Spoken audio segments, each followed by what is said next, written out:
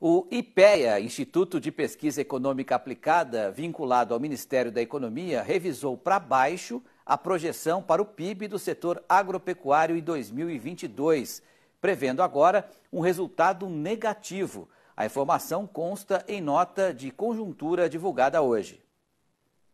A previsão em torno da riqueza criada pelo setor agropecuário passou de um crescimento nulo para uma queda de 1,7% em 2022. De acordo com o IPEA, o principal motivo para o resultado negativo é a quebra da safra de soja por conta de fatores climáticos na última temporada. Em produção vegetal, o Instituto revisou sua projeção de queda de 0,9% para 3%.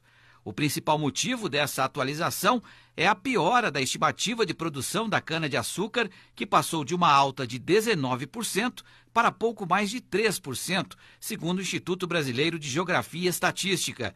Também contribuiu negativamente a previsão menos otimista do IBGE para a produção de milho, cujo crescimento da produção caiu de cerca de 27,5% para 25%. Segundo o IPEA, entre os produtos com peso elevado no PIB da produção vegetal, o café foi o único que contribuiu para aliviar os impactos negativos das revisões de resultados esperados nas principais culturas. Sua produção deve crescer 9,6% em 2022. Já para a produção animal, o Instituto ampliou a estimativa de crescimento de quase 3% para 4%. A revisão é motivada principalmente pela melhora na produção de suínos, cuja previsão de alta agora é de 6,6%. Também apresentaram crescimento a produção de bovinos e aves. O IPEA também divulgou sua primeira projeção de crescimento do PIB agropecuário para 2023. Diferente do resultado previsto para 2022, no próximo ano a riqueza gerada pelo setor agropecuário deve crescer 10,9%. O resultado expressivo deve ser puxado pela alta de 13,4% na produção vegetal e de 2,6% na produção animal. A expansão da produção vegetal é justificada por estimativas elevadas da Conab para o ciclo 22-23 para os dois principais produtos desse componente, soja, com perspectiva de crescimento de 21% na produção, e milho, com uma alta de 9,4%. No que se refere ao componente animal, a produção de bovinos deve crescer aproximadamente 3% no próximo ano, mantendo o ciclo positivo. Já a produção de suínos deve ter um crescimento próximo a 5% em 2023, uma leve desaceleração em relação a 2022, mas mantendo o patamar elevado, apesar da redução de demanda chinesa pela carne suína brasileira.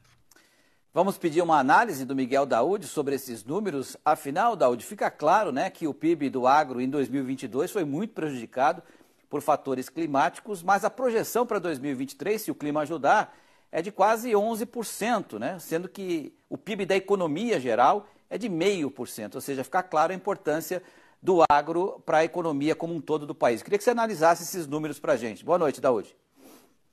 Boa noite, Petri. Boa noite a todos. A previsão do IPEA ela é feita com base em expectativas de preços e expectativas de custos que nós teremos lá para 2023, nos focando apenas em 2023.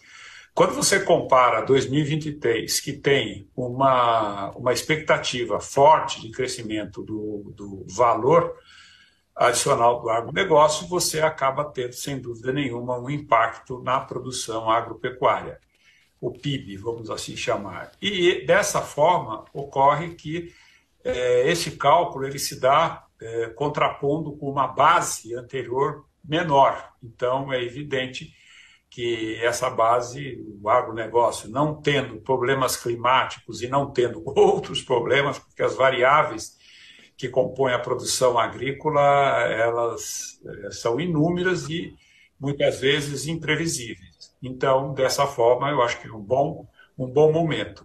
Petri, e outro ponto que eu acho que é importante, a expectativa do mercado para o crescimento em 2023 é de 0,5%. Então, o agronegócio vai ter aí um peso significativo no crescimento do Brasil em 2023, possibilitando, inclusive, que o crescimento, caso mantidas essas previsões, não fique negativo. Tomara que o clima ajude dessa vez. Agora, ontem você não pôde participar aqui por uma questão de tempo, mas eu queria que você falasse sobre a decisão do Copom de manter a taxa Selic em 13,75%, né, não aumentando mais uma vez. O que isso sinaliza para o mercado? O que você achou dessa medida, Daúde? Petri, a decisão do Banco Central, do Comitê de Política Monetária, ela está calçada em previsibilidade, né, de que essa inflação ela vai começar a arrefecer em decorrência dos cortes que nós tivemos, principalmente no preço dos combustíveis. Ela puxou o índice, né, para baixo, tivemos aí, vamos ter 3 meses de deflação, e o Banco Central, então, está colocando o seu posicionamento. O Banco Central, Petri, ele sempre sinaliza para o mercado o que ele vai fazer. E o mercado diz assim, se aceita ou não aceita. De 109 instituições financeiras, quase 80, né, previam que o Banco Central manteria. Então, o Banco Central manteve a taxa de juros, né, para conter exatamente uma expectativa positiva. Um dia antes da decisão do Banco Central, o ministro Paulo Guedes questionou o Banco Central, fazendo uma crítica, dizendo que o Banco Central previa uma questão fiscal muito ruim, por isso que ele aumentou a taxa de juros. O que o Paulo Guedes queria? Que o Banco Central reduzisse a taxa de juros. Mas o Banco Central é independente, ainda bem, né, e está tomando a sua decisão com base nas tábuas econométricas que ele tem, onde ele tem lá as variáveis e ele tem as expectativas, ele consulta o mercado semanalmente, o que o mercado pensa, e com base nisso ele faz lá um bem bolado e toma as suas decisões. O mais importante do Banco Central está em conter a expectativa, ou seja, trazer para o presente uma expectativa positiva, porque aí a inflação acaba se contendo ou acaba se exterminando a inflação. A inflação que passou, a inflação que vivemos, ela já foi, não tem o que fazer. Agora, o que o Banco Central faz é gerenciar a expectativa para trazer para o presente um cenário positivo. Boa, Daúde. Obrigado pela análise e até amanhã. Boa noite. Até amanhã. Boa noite.